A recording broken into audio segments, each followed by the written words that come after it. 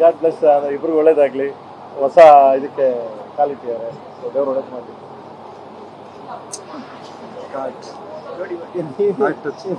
ಇನ್ನೇನು ಹೇಳೋದು ನಾನು ಅಂದ್ರೆ, ನಾನು ಅವ್ನು ರೇಗಿಸ್ತಾ ಇರ್ತೀನಿ, ಅದೆಲ್ಲ ರೇಗಿಸ್ತಾ ಇದ್ದೆ ಅವನು ತಾಲಿ ಕೈಲಿ, ಅದಕ್ಕೆ ನಡೀತಿದ್ದೀನಿ, ನನಗೆ ಶೇಕ್ ಮಾಡ್ತಾ ಇದ್ದ, ಅದಕ್ಕೆ ಹೇಳ್ದೆ ನಿಂದು ಮುಗೀತು ಅಂತಾರೆ, ಶೇಕಲ್ಲಿ ಹೋಗ್ತಾ ಇದ್ದೀನಿ. ಅಲ್ಲ, ನಮ್ದೇನು 14 ವರ್ಷ ಆಯ್ತು, ಮುಗೀತು ಗುರು, ಇನ್ನಿನ್ ಶುರು ಆಗಿದೆ. ಸೇಮ್ 18 ವರ್ಷ, 1 ವರ್ಷ ಕಮ್ಮಿ ಹೇಳಿದ್ದೀನಿ. ನಿನ್ ಶುರು ಆಯ್ತು ಏನ್ ಮಗನೇ ಅಂದ್ರೆ ಅಂದ್ರೆ ಅಲ್ಲ, ಇಲ್ಲ ಸ್ವೀಟ್ ಅಪ್ಪ, ಪಾಪ ಅಜ್ಜ, ಆತರ ಏನಿಲ್ಲ.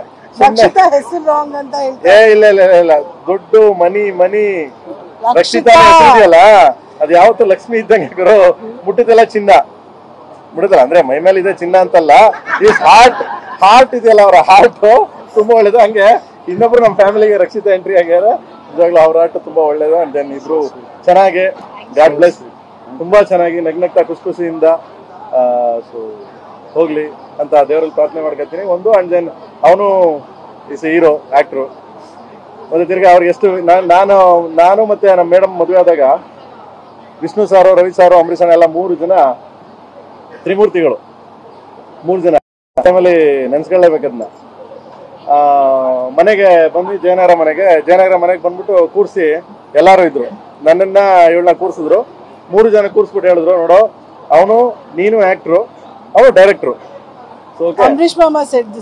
ಅವನು ಡೈರೆಕ್ಟ್ರು, ಸೊ ಅವ್ನು ಎಲ್ಲಿ ಏನೇ ಮಾಡಿದ್ರು ನೀನ್ ಸಪೋರ್ಟ್ ಇರ್ಬೇಕು. ಮನೆ ಹೊರಗಡೆ ಹೋದಾಗ ಬಿಟ್ಬಿಡು ಅವನ್ನ, ಮನೆ ಹೊರಗಡೆ ಬಂದಾಗ ವಸ್ತು ದಾಟ್ ಹೋದಾಗ ಬಿಟ್ಬಿಡು. ಅವ್ನ್ ಕ್ರಿಯೇಟಿವ್, ಅವ್ನ್ ಪ್ರಪಂಚ, ಸಿನಿಮಾ ಪ್ರಪಂಚ. ಒಳಗ್ ಬರ್ತೀವಲ್ಲ, ಒಳಗ್ ಬಂದಾಗ ನಂದು, ನನ್ ಗಂಡ, ನನ್ ಸಂಸಾರ, ನನ್ ಮನೆ ಅಂತ ಇಟ್ಕೋಬೇಕು. ಯಾವತ್ತು ಹಿಂಗೆ ಬದುಕಬೇಕು, ಅವಾಗ್ಲೇ ಲಾಂಗ್ ಲೈಫ್ ಕಂಡ್ರೆ ಅಂತ. ಅದೇ ಮಾತನ್ನ ಸೇಮ್ ಒನ್ ಅಂಡ್ ಓನ್ಲಿ ಆ 3 ಜನ ತ್ರಿಮೂರ್ತಿಗಳು ಕುತ್ಕೊಂಡು ಹೇಳಿದ ಮಾತನ್ನ, ಅಂಬರೀಷ್ ಅಣ್ಣ, ರವಿ ಸಾರು ಮತ್ತೆ ವಿಷ್ಣು ಸಾರು 3 ಜನ ಹೇಳಿದ ಮಾತನ್ನ ಸೇಮ್ ನಾನು ಸೊ ಅದನ್ನ ರಿಪೀಟ್ ಮಾಡ್ತೀನಿ ಅವರಿಬ್ಬರಿಗೂ. ಏನಕ್ಕೆ ಅಂದ್ರೆ ಅದೇ ರೀತಿ ಇಬ್ರು ಸಂಸಾರ ಮಾಡ್ಕೊಂಡು ಹೋಗ್ಲಿ. ಅಂಡ್ ದೆನ್ ಅವನು ಆಕ್ಟ್ರು, ಹೋಗ್ತಾನೆ, ಕೆಲಸ ಮಾಡ್ತಾನೆ, ಯಾವುದೇ ಏನೋ ತೊಂದರೆ ಆಗದೆ ಖುಷಿಯಿಂದ ಇಬ್ರು ಇರ್ಲಿ ಅಂತ ಆ ದೇವರಲ್ಲಿ ಪ್ರಾರ್ಥನೆ ಮಾಡ್ತೀನಿ. Thank you.